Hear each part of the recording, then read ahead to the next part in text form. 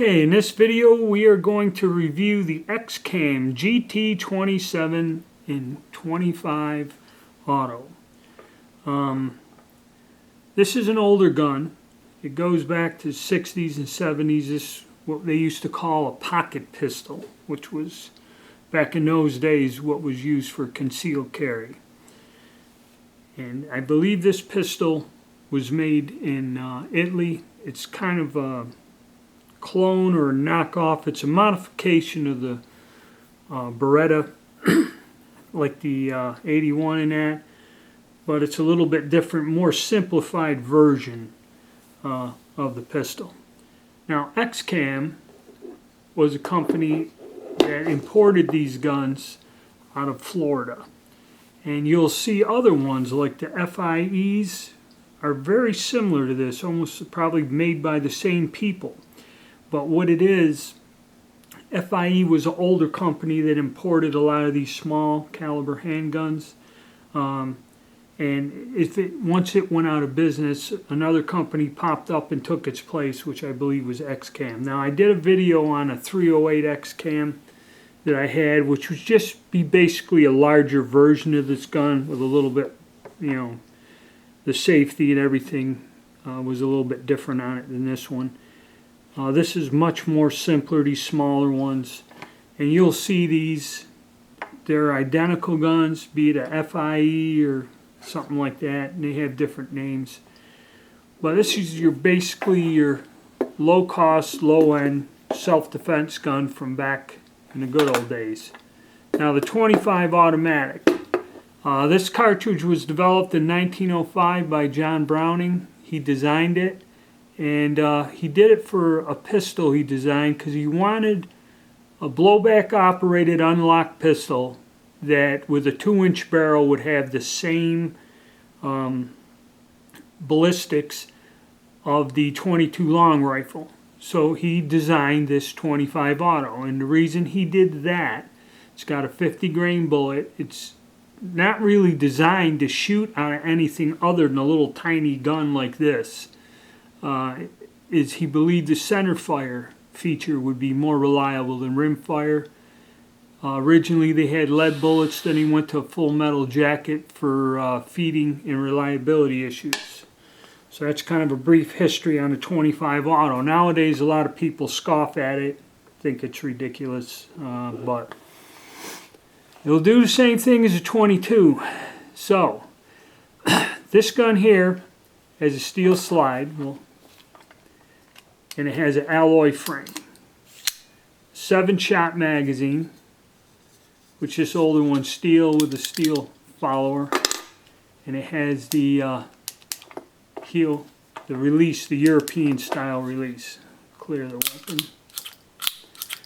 It does not hold open on the last shot, and it is a single action only pistol, not a double action. Very simple mechanism.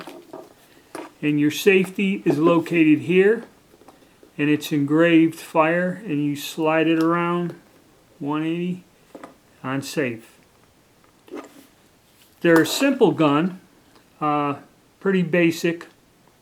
Like I said, has a steel slide, steel barrel, alloy frame, plastic grips.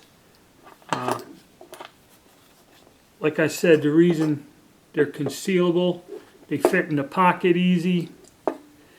Even though this is all a metallic gun, it's a little bit heavier than something that would be made in polymer nowadays. But basically a simple, reliable gun. So let's go into field stripping it. First important thing, if you want to take this gun apart, is make sure that this is rotated over into safe. Put the safety on so you see the S. Because if you do it the other way when it's fired, it won't come apart. So you got to move the safety over, and you can see the recoil spring moves. Somehow this cams something in or out of place. And then you just draw back on the slide all the way to the rear and then lift up on it. And the gun will come right apart. You'll have the slide, the recoil spring and that little thing on the bottom there. And this cone kind of goes into a hole that is inside the frame there, like that. You can see it down there. And as you see, it's got a barrel, steel barrel, that is pinned to the frame. Okay, that's where it's different. Like the 81, that barrel kind of floats and locks. This design is simpler because of the size of the cartridge. 22 or 25 won't need that, so they pin the barrels to the frame to simplify it. Like the other one in 380 was the same design, just scaled up.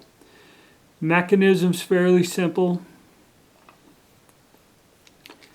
You know, these older guns, even though they were considered inexpensive in that, they're still a halfway decent quality, and if you don't abuse them, you know, like that 380, somebody really abused that gun.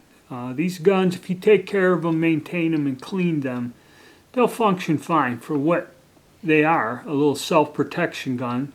This isn't something you're going to put 2,000-3,000 rounds through. It's something you practice with a little bit, and, you know, won't and go along with. Okay, if you look here, there's on the barrel there's some Italian proof marks. So this gun was made in Italy, this version here. And you can see the little proof, what's left of them there. So like I said, fairly simple, straightforward gun. You know, the finish on these older guns is, you know, isn't the greatest, but still, it's not bad compared to, I don't know, if you like older weapons. Now to reassemble it, you just put the spring back in there, down in there. You line it up with the slide, the little ball. Get that up in there. Get that in there like that. And then you just pull back. Make sure your safety is still on. Pull it all the way back and engage it. And there you go. Okay. Neat little old gun. I think it came under the specification of Saturday Night Special in the old days because it wasn't that expensive. But still, an interesting gun for concealed carry. You know, if you can get one of these used at a reasonable price, because I believe they've all been out of production for a while. And even though some people really don't like the 25 auto, it's still a lot smaller package, you know, these old guns, than some of the new concealed carries are today. So that's my take on it, and stay tuned.